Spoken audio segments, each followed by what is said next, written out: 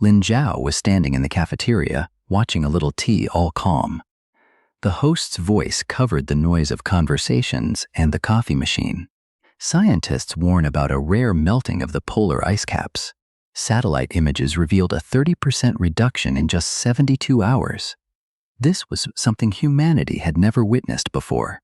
But the businessman next to him laughs and says it's just more alarmism about this climate change stuff. Those day reporters said anything just to get audience. The girl next to him stirring her coffee says that's right.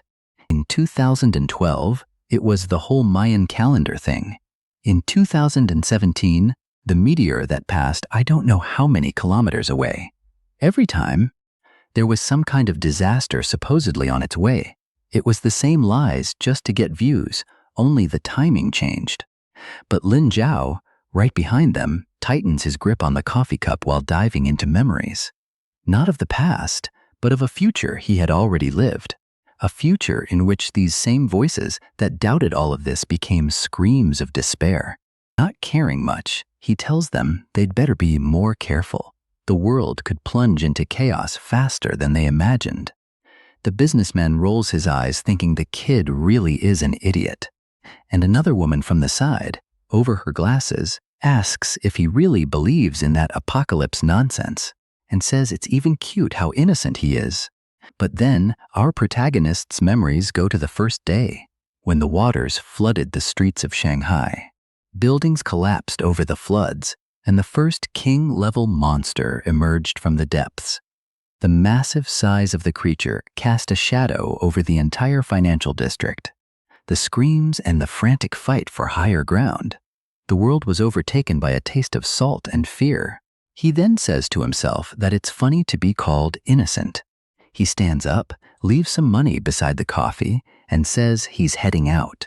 Woman, thinking she offended him, asks if he felt offended and why he's in such a hurry. But he only replies that he's going to his apartment because he needs to prepare.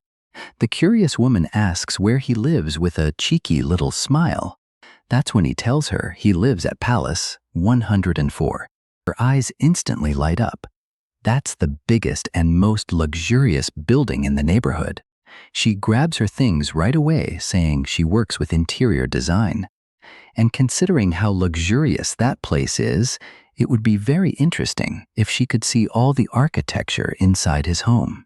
But Lin Zhao just shakes his head and says there are more important things than giving her a tour, then waves goodbye, leaving her all confused, man.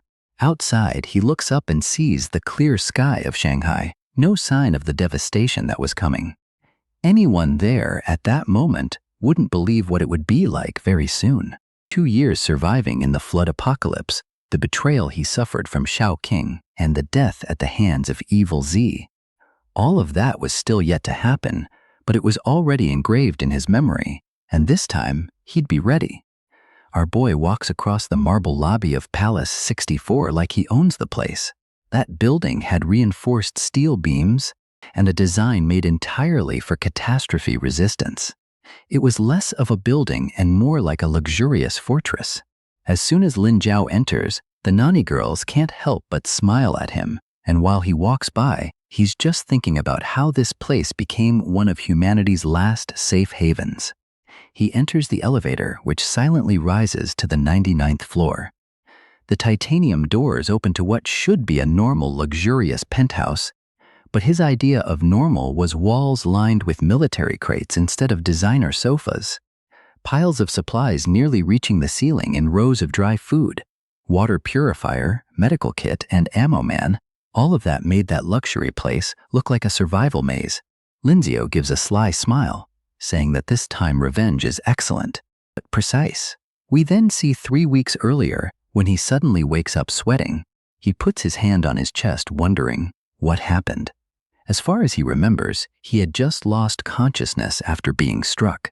But before he could focus on what went down, suddenly the little system window pops up for the bastard, something that was only visible to him. The system of the survivor's sea of talents. Before he could even understand what that was, the first ability is acquired. He gains the technopathy talent and starts wondering what the heck that is. The system explains it was the ability to control electronic devices even without power. It was kind of a skill to hack anything and at the same time turn on devices. The guy's Chinese man, and if there's one thing he knows, it's systems. Right away, the pieces fall into place and he smiles. Being able to control electronics without energy would give him a huge advantage in the chaos that was coming. His phone then shows the date, exactly 1 month before the flood apocalypse arrives. And he doesn't waste a single second. Before lunch, the bastard had already created countless bank accounts and taken out loans wherever possible. Not only did he take loans under his name, but also under Xiao Qing's, his future girlfriend who betrayed him. The money came fast and soon he'd have enough to start assembling his arsenal.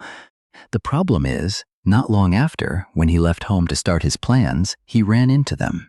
Xiao Qing was already standing out front, arms crossed and an angry face.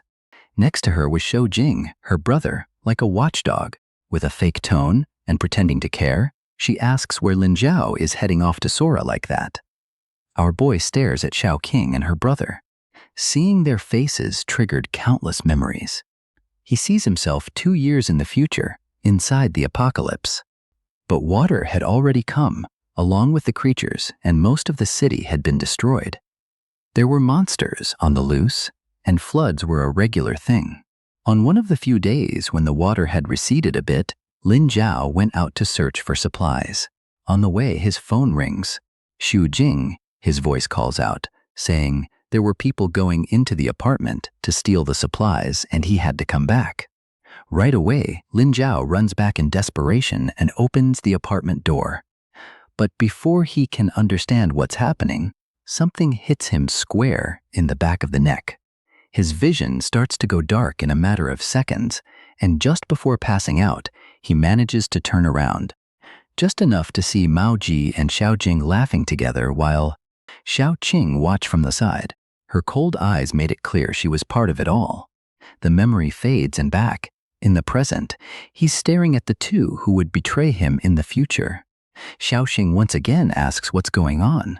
She wants to know why she's getting a bunch of messages saying someone is taking out loans in her name. Lin Zhao stays calm and says his account got hacked. Seems like someone got both their info, and he's heading to the bank now to fix it.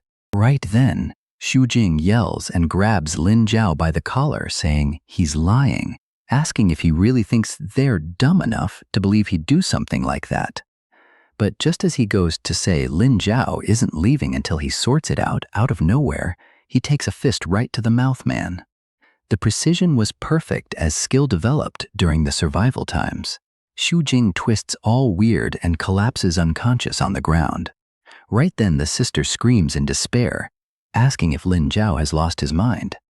But he just adjusts his coat and asks if she really thinks that's madness. She better get ready, because she had no idea how insane this world was going to get.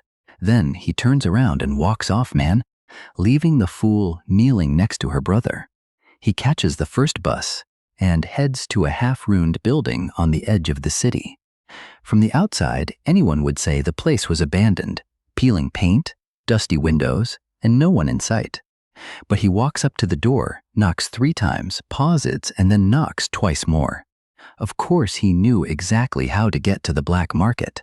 Suddenly, a crack opens in the door, and someone simply asks for the code.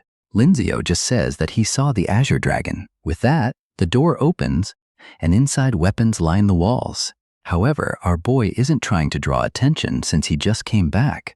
He picks a simple pistol, reliable, silent, and basic. He paid with the money from the loans and tucked the weapon inside his coat without saying a word. Next, he went to a luxurious real estate agency with 4 2-ceiling windows. The broker was startled when Linzeo said he wanted to sell his apartment right then and there.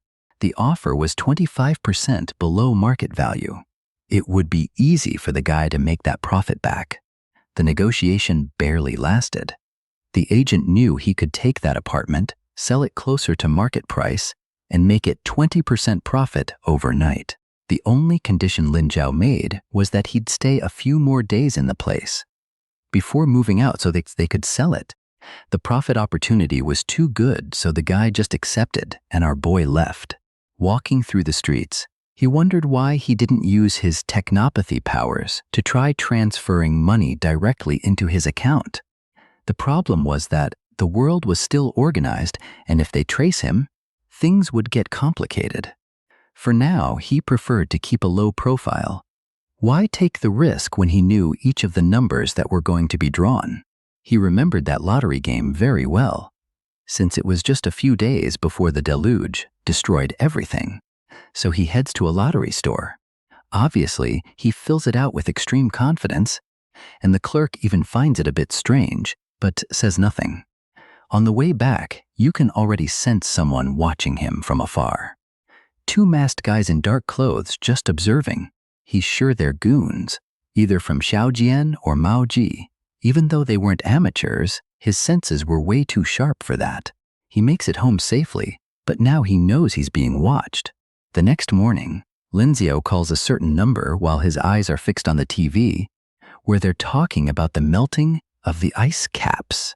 The person picks up, and right away he says he wants to rent a storage unit on Jimling Street, that giant one near Palace 104, and he needs it for today. The guy decides to throw out a high price that would make anyone hesitate, but Linzeo just says he'll transfer the money because he wants access today. With that, he hangs up, grabs his laptop, and starts buying various supplies. Canned goods, dry food, military-grade gear, and a water filter. He needed items with a shelf life of years, not months, and as always, he pays extra for immediate delivery. But when he leaves the house, the two guys are once again watching Lin Zhao hop into a taxi. One of them warns over the phone that the kid just left. On the other end, Shoujing orders them to follow him and not lose track this time.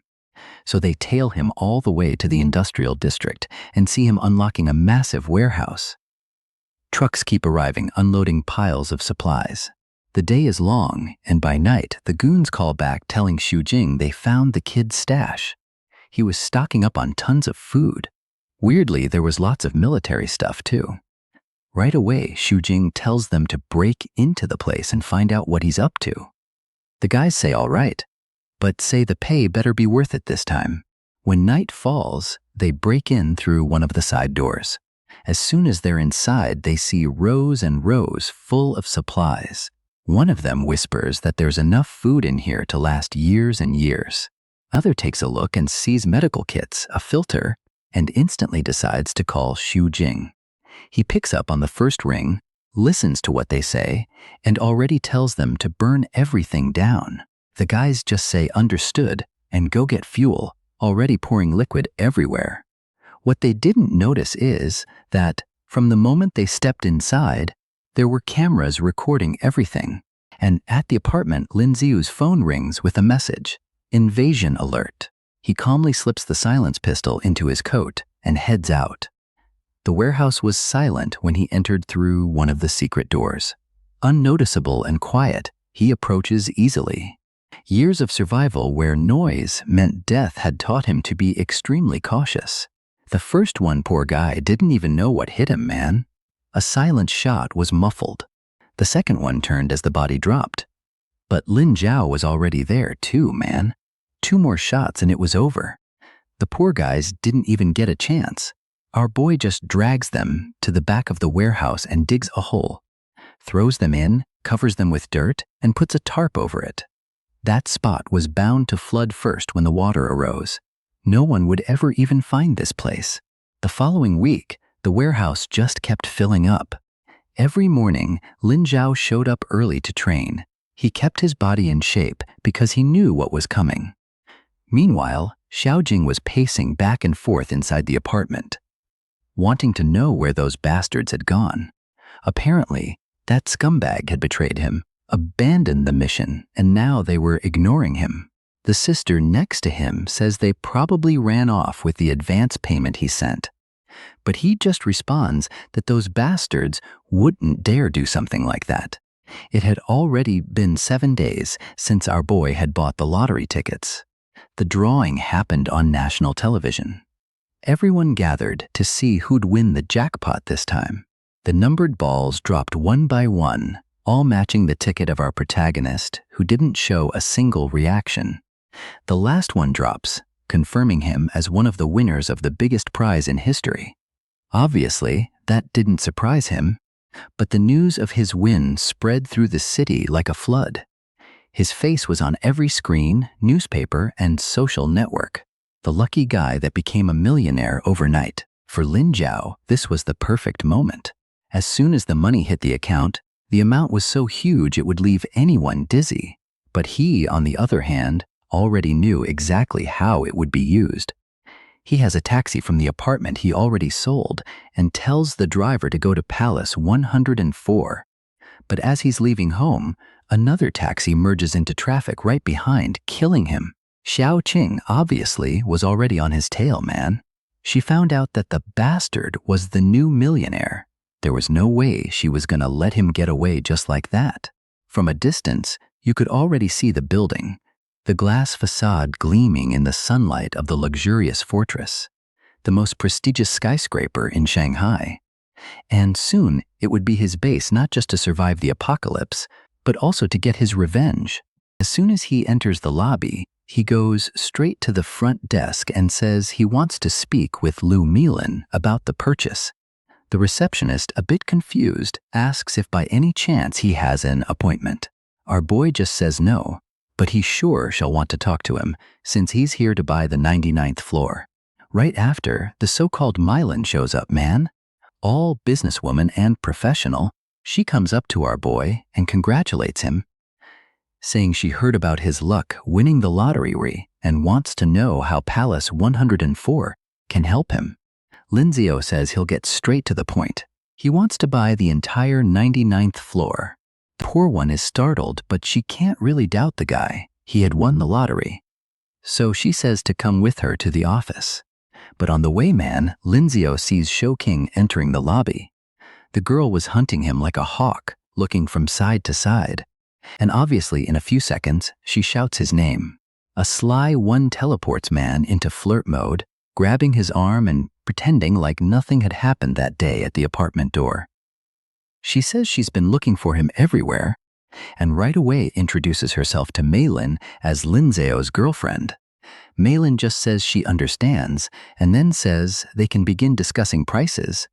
But he just interrupts and says he'll pay 20% above the full price. The only condition he has is that he gets access to the place in a week at most.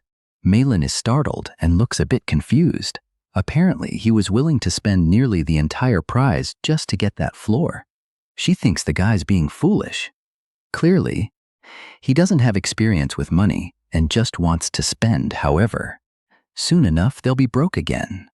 But she knows how hard it is for someone to make an offer on the 99th floor given the absurd price. Only someone foolish or someone who got money easily would want to spend like that. So she says it's possible since that's the case. The paperwork was already being prepared when Xiao King leaned in and whispered in his ear, asking if he was really going to buy the whole floor. He really was an amazing guy, full of surprises. She always thought he was a bit more conservative when it came to spending. Lin Zhao turns to her and says people change. Contract signed and the first part of the amount transferred.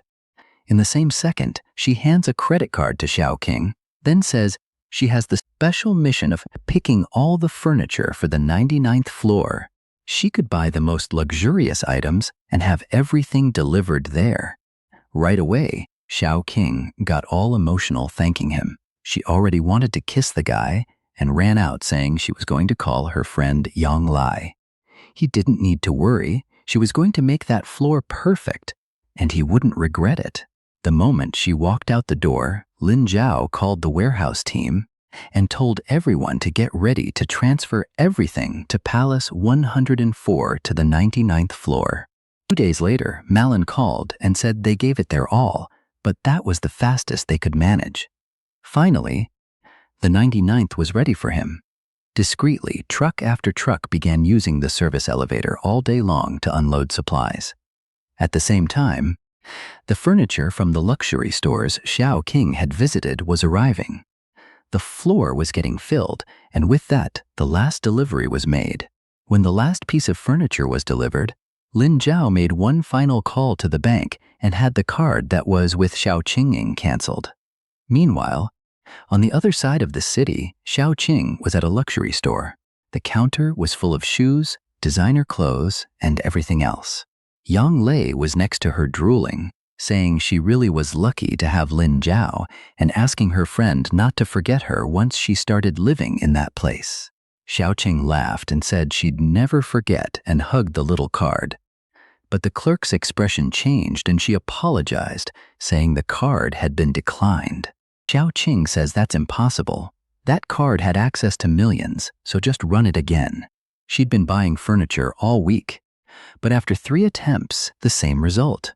Xiao Qing started turning red, then tried calling Lin Zhao, but it went straight to voicemail. Next morning, man, she came marching into Palace 64. Obviously, the sly one was furious, wanting to know how that bastard was ignoring the queen of that place. She stormed through the lobby like a hurricane, but as she headed toward the elevators, she was stopped. The guards told her that unfortunately they had to check her ID. As soon as she gave her name, he apologized and informed her she was on a restricted list and couldn't enter. Even angrier, she asked if he had any idea of who she was. She was the girlfriend of the owner of the 99th floor, Lin Zhao. The guard replied he was just doing his job. Besides, it was Mr. Lin Zhao himself who requested that she not have access. The poor thing was about to explode with rage. Meanwhile, up on the 99th, our boy was finishing a few more push-ups. As always in the morning, he did a light workout while watching the news. Meteorologists were warning of an unprecedented rise in sea level. Several coastal regions were already reporting flooding, and experts said this could be the start of something catastrophic. Lin Zhao gave a dark smile. He walked to the panoramic window and looked out at sunny Shanghai. The place was beautiful and peaceful, and he said people better enjoy it while the calm lasts. On the other side of the city, Xiao Qing arrived at the apartment furious with her brother, saying that bastard had humiliated her. She'd been completely embarrassed standing there with all those shopping bags and another kind of shame at the building. Jing, lying on the couch scratching in his chin, said that bastard was different now. He wasn't the same fool she had gotten with just take the apartment he got from his father. Zhou Qing said that first apartment didn't matter anymore. Now he'd be their way to riches after winning the lottery. Yang Li sprawled on the armchair, so he really was everywhere. Since the lottery thing, people had started calling him the lucky dragon of Shanghai. Jing's expression changed. He said they needed to move faster with a plan. If they hesitated or aroused suspicion, they'd lose their only chance. Zhou Qing asked what they were going to do then. He smiled and said Mao Zedong probably had some contacts at Palace 64. Either he'd be won over by Xiao Qing, or they'd have to give a different kind of welcome to this dragon. That night, a black and gold envelope arrived for Lin Zhao. His presence was requested at the annual Elite Gala of Shanghai, held at Palace 64, a big party at 7 p.m. in the lobby. He finds it funny how the timing was perfect. That night was when the first flood would hit Shanghai. That might be a good chance to see who's going to be in this building and how everything would start. He needed to keep an eye on who had resources and maybe abilities that could make a difference. In the days leading up to the event, he kept intensifying his training and began to notice that his body was responding faster than usual. Muscles that took months to develop were now showing up in days. Maybe it was some kind of reincarnation advantage, but he had no idea. In the meantime, he installed countless motion sensors, reinforced the doors, upgraded the surveillance system with artificial intelligence, and even several fully charged generators for whatever was coming. On the night of the party, he looked at himself in the mirror and saw that the boy reflected there was no wonder the same one who died at the hands of Mao Zed. With that, he heads to the elevator. The ride from the 99th to the first floor was long as hell. When he reaches the lobby, The door opens and background music and conversations greet him. The luxurious place was shining along with all of Shanghai's elite. Curious eyes stared at him. Everyone knew he was the guy who had won the lottery, the kind of newly rich person, extremely famous. A waitress offers champagne. He takes it and stays in the corner, keeping an eye on everything. From afar, he spots the badass, Chen Mina, the Olympic shooting medalist. Her face had been in countless commercials before the floods. Hearing about the others, she kind of seemed indifferent to his arrival there. From the little jacket and boots, it was clear she didn't care much about etiquette and wasn't there to socialize. Lin Zhao remembers bumping into her once at the start of the disaster. The dead-on aim she had saved in once, but they never talked. Near the entrance, Xiaoqing and Yang Lai entered quietly. The sly one has always had a radar man and immediately spotted our boy. She crosses the lobby smiling like nothing had happened. Comes again and sits in Lin Zhao's chair without asking and already drops a "Hey, handsome." She leans in, putting everything she's got on display, and says she's been trying to talk to him for days. What's going on? Lin Zhao, though, doesn't even look at her man. He just raises his glass and keeps drinking calmly. She tells him to stop being silly and not to act like that. Starts running her hand on him and asks what happened. Did she do something? If she did, she already wants to apologize. He has to understand that he can't ignore her like that. Otherwise, she misses him too much. But man Lin Zhao doesn't say a word and keeps staring at the crowd as if she didn't exist. Suddenly, Xiaoqing's smile starts to fade. She then starts yelling, asking if he's really going to keep ignoring her like that after all the time they spent together. Seeing he still doesn't respond, she throws her champagne. It hits the table and shatters. Noise immediately silences the entire party, and everyone looks over man. Even Chen Mina, who was in her corner, kept an eye on the commotion. On the other side of the hall, the cursed fat guy froze mid-conversation, drawn by the sound. He was the reason they had managed to get into that place, and Xiaoqing was over there screaming, asking if now he thought he was better than her just because he won the lottery. She stands up to slap him, man, but Lin Xiao just calmly grabs her wrist. She tells him to let go, saying he's assaulting a lady, while Mao Zue pushes through the crowd furious. From afar, he yells for him to let her go, and man, he's already winding up his fist to come through a punch. Lin Xiao lets go of Xiaoqing and leans back, and with that, the idiot's punch hits nothing but air. The chubby guy, all off balance, nearly falls. He pulls himself together to try going at it again, while Xiaoqing is just staring, shocked. Out of nowhere, Lin Zhao wasn't just rich. Now he knew how to fight. That's when suddenly a diffing noise shakes the building and the lights go out. The ballroom is plunged into darkness, immediately followed by screams and startled gasps. The emergency lights flash, turning everything red. And on everyone's phone, a civil defense alert appears. Emergency warning, critical level coastal flooding. Anyone living near the coastal region should move away now and not approach the shore under any circumstances. Chaos immediately broke out, and everyone who had family near the sea was already crying and making calls. Lin Zhao, on the other hand, watched it all with coldness. He picks up a new glass of champagne and heads to the elevator. The moment he presses 99, he feels a strange jolt. A technopathy power activates from 1 second to the next, and he feels as if he's connected to the entire security network. With that, he begins to close all the emergency doors on every multiple of 10 floor. In other words, on the 10th, 20th, 30th, 40th, up to the 90th floor, everything was shut. Now that everything was beginning, there was no longer any reason to hide his powers. And with everything locked, no one would be able to run up the stairs once the water rose.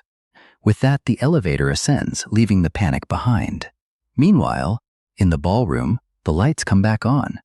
Everyone was hesitant and afraid when Chen Mina appeared. She raised her hands and asked everyone to stay calm, informing them that she had already confirmed with the authorities that this region of Shanghai was safe. They were far from the flood zone, so that alert had been more of a precaution for them.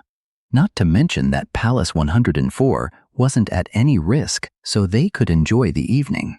Some more suspicious guests left, but most breathed a sigh of relief. In minutes, the music was back on and champagne for everyone, man. The party resumed.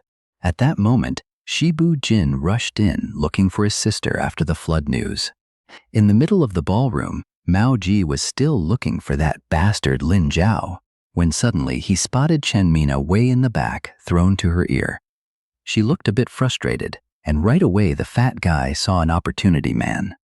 Smooths out his shirt, adjusts his belt, and heads over to her. He comes in already asking if the signal's bad during this emergency. It's closer and wants to know who she's trying to call. She glances without much concern and says she's calling her manager to tell her to leave, making it clear, man, that she wasn't interested in talking to him. But the fat guy introduces himself as Mao Zhe, and he owned half the businesses in the Punang region. Had she ever heard of the Red Sea Group? Chen Mina completely ignores him, and he forces a smile. Suddenly, he snatches the phone from her hand. She demands it back angrily, but he says he's just trying to make sure he gets a little of her attention. While playing with the phone, he says it's not every day you run into an Olympic medalist. He heard her performance was amazing and he's excited to see it. But Chen Mina just stretches out her hand and tells him to give it back now. Mao Zhe, though, keeps going as if she hadn't said anything, explaining that in his line of work, things are a bit different. He knows all kinds of people, politicians, celebrities, even other athletes. He leans in and warns her that it's good for her to know that in a city like this, where he runs things, she could disappear. Ken Mena, however, just wanted to get her damn phone back. Meanwhile, up on the 99th floor, Lin Zhe was relaxed in his armchair, champagne in hand, looking out the panoramic window. On the city's horizon, the first signs of disaster had begun. Far off, where a clear sky should be, a dark line of water was advancing over Shanghai. He knew everything was about to be swallowed. While 99 floors below, the party was turning into a mess. Everyone was already drunk, stumbling and shouting. A middle-aged businessman stumbled out, phone in hand, saying he was leaving. He exits Palace 64 with the cool breeze hitting his face. He was so drunk he couldn't even walk straight, but the taxi arrived quickly. However, just as he opened the door, he heard a strange sound, water. Looking to the side, a massive wave was turning the corner. The taxi was slammed and the car landed right on top of the man.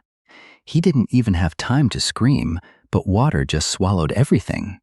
The impact made the building shake again, and in the lobby, the chandeliers swayed and crashed to the floor. Glass shards everywhere, and the lights went out once more. The emergency lights came on, bathing everything in red. Water began entering, spinning the doors and shattering the glass. In seconds, everyone's feet were already soaked. Later, Mylan immediately screamed and told everyone to run to the emergency stairs, warning that the priority was to get to the higher floors. Right away, panic took over and it was everyone pushing and slipping, trying to climb up. Ken Mina broke free from Mao Zi and ran for the elevator. She presses the button but hears no sound of anything moving. Clearly, it wasn't working. She turns to go to the emergency stairs, man. But out of nowhere, Mao Zi appears, pulls her, and throws her to the ground. Without even looking back, he opens the door ahead and runs up the stairs. Meanwhile, up on the 99th, Lin Zhao watched everything through the cameras. The lobby was in complete chaos. Mao Zi had been the first to reach the stairs, but the water was rising fast. He notices on one of the screens at the emergency exit where Chen Mina was on the floor after being thrown down by Mao Ji. The panic kept spreading while everyone stumbled and fell. Hyo Jing tried to force his way through and grabbed his sister's arm so they could go. He told her to run, pulling her, saying they had to go up. As they reached the door, Xiao Qing saw Chen Mina kneeling on the floor. The poor girl was still trying to get up. Their eyes met for a second, and you could see that Chen Mina was in some kind of pain or something had happened to her ankle, which she was holding. But man, Xiao Qing only hesitated for a moment, then turned her back and ran up with her brother. The chain maiden, Mena, tried to call for help, but too late, man. With that, she started trying to pull herself up using the railing, but the ankle wasn't helping. The pain in her legs snapped again. She fell back down. The water didn't stop rising, but she couldn't move. Far ahead, Xiaoqing and Zhang completely ignored her cries and kept going up. That's when Li Yumai Lin appeared with one of the last groups of guests and started leading everyone up the steps. Sis? She stops when she sees Mena, calls out to her, and runs over, asking if she can walk. Mena shakes her head, gritting her teeth, saying that unfortunately she twisted her ankle. And then Li Mailan Man, without hesitating, throws her over her shoulder and tells her to lean in. They were going up together. With that, the two start climbing, man, and every step was a battle with that girl and her busted ankle. They were both already freezing, with the water probably already waist high down there. Mena held on tight to Li Mailan's shoulder while her other hand clung to the railing man. On the 5th floor, it became clear that the water wasn't rising anymore. Finally, the flooding was completely left behind by the 6. They were exhausted, soaked, but at least safe for now. And with every floor they climbed, more and more people showed up. Mousy enters the ballroom on the 10th floor. Looks like he had been banging on the emergency door for a long time, and it wouldn't open no matter what. The chubby guy was soaked in water and sweat, cursing that damn door he had kicked. That party room looked more like a luxury casino. Poker tables, slot machines, and a full bar. That's because, in Palace 104, the entire 10th floor was a themed ballroom. Mao Zhe comes in right away, leaving soaked footprints. And right after that, Xiaoqing and Xiaojing arrive. They stumble in, equally drenched men. Xiaojing immediately calls out to Mao Zhe, saying the water downstairs rose crazy fast. Mao Zhe's expression changes right away, and he tells him to listen. The passage to the 10th was sealed and a bunch of survivors would arrive soon. They had to take control of this place before things got complicated. Not long after, more and more survivors started arriving. Everyone with pale faces, soaked clothes, and some collapsing right to the floor. People were terrified. At last came Lu Milan and Chen Mainan, still carrying the girl man, ankle completely swollen. And of course everyone noticed right away. That casino had turned into a total mess. Everyone fighting for space, others looting the bar, looking for anything to eat, while other groups just sat in shock. In the middle of all that chaos, suddenly, the sound of a gunshot echoed. Everyone froze. Then they saw Mao Zedong standing on top of a poker table with a gun pointed at the ceiling. He yelled, telling everyone to pay attention, and announced that from now on, he was in charge here. They needed food, water, medicine, and anything they could find. They'd better start forming groups and head down to the floors that hadn't flooded yet before the water rose higher. Suddenly, he used a fake little smile and tells them not to worry. Of course, they were going to divide everything equally. They just had to hold out through the night, since tomorrow the water would probably start to go down, and everyone would come out alive and fine. But another executive, soaked and laughing, tells the fat guy to go fetch it himself, wanting to know who said he was king now. Bullet to the head, man. Right then, Malji kills the first one. Everyone screams in panic, but they all go silent the moment he points the gun at everyone again, asking who wants to know if he's the king. Obviously, no one answers. He just says that if that's the case, then they better go ahead and start forming groups to go get supplies. Everyone runs to obey, right man, fear moving every step. Off in a corner, Mylan finds a first aid kit behind the bar and is tending to Chen Mina's ankle. Reading her teeth, she thanks her while Mylan tightens the bandage. The survivors gather, all trembling, terror stamped on their faces, while Mao Zedong sits in the armchair like the king of the place, just watching while the groups who went down return, carrying bottles and bottles of supplies, snacks from the machines, blankets from the suits, everything placed at his feet. Xiaoqing, all crook, hands over a little towel with a twisted smile, saying that this was what she managed to get. Meanwhile, 89 floors above, Lin Zio checks the time. It was getting kind of late, so he turned on the room heater. He prepared a perfect steak in the kitchen and sat down to eat. After that, he yawned and went to bed smiling, unbothered by the suffering everyone else was going through.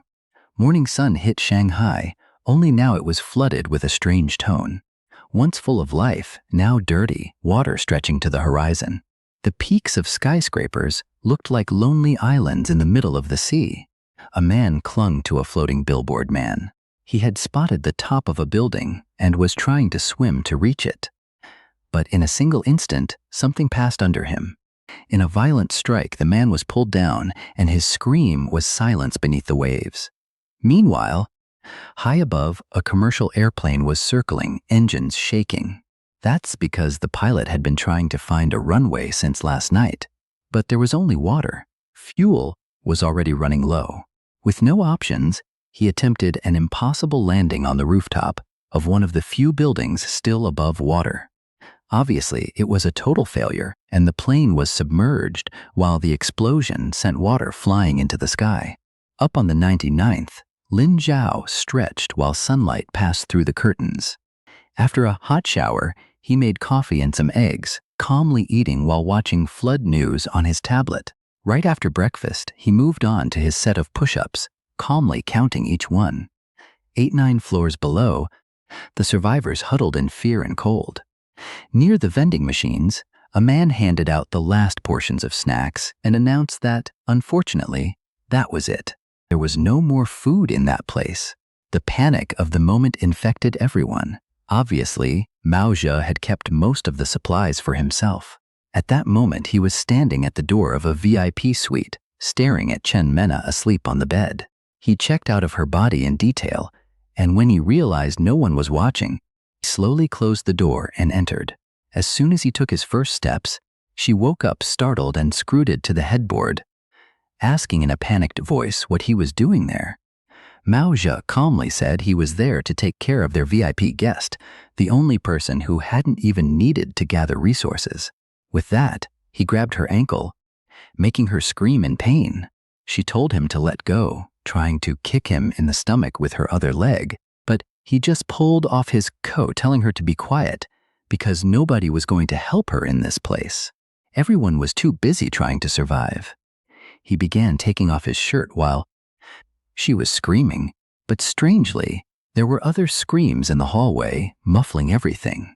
Suddenly, the door burst open and Cho Jing entered pale, saying they needed to get out of there now. There was something strange in that hallway, looked like a monster. Some survivors said they saw it coming up from the flooded stairs. Right away, Mao Zedong let go of Chen Mena and rushed past Xiao Jing to check the hallway. Right then, he saw the strange monster, a kind of human fish with green skin, sharp teeth, and slit pupils. Everyone was panicking, trying to hide, while many were already paralyzed. Mao Zedong started looking around, trying to find a way to escape. Right away, he spots an old man frozen in fear, and in a single motion, he grabs the guy and throws him toward the creature, saying, "Here, eat this." The creature, which looked starved, immediately attacked the easiest target. While the beast was busy, Mao Zedong ran to the locked door leading to the upper floors. It was just a basic sealfire door, and now he had to make a decision. He only had 6 bullets in the gun, but he could try to use them to survive. Hearing the old man's screams as he was eaten and afraid more creatures would show up, he fires the 6 shots, then tells the other guys nearby to hit the door, and everyone starts forcing it. Everyone pushes together until the metal gives with a loud groan. Mao Zedong immediately shoves Xiao Jing, nearly knocking him aside, and starts running up the stairs. Xiao Jing looks on, not happy about it. He sees Mao Zedong yelling for him to come on and running ahead. Obviously, the wave of panicked survivors starts trampling everything. Mylin was distracted, helping another group of people, while Xiao Jing grabs her brother's arm and pulls him to go with her 2 men. Everyone was fleeing up the stairs, all while hearing the sounds of the old man being devoured.